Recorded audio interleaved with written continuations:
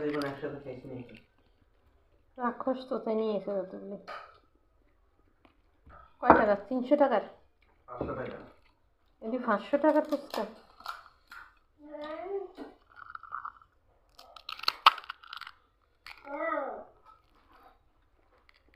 আচ্ছা, এই টাকারই খরচ না করে এই টাকা দিয়ে নান গেলে খাওয়া যেত। আমার এমনি 500 টাকা খরচ করছে, এমনি 500 টাকা।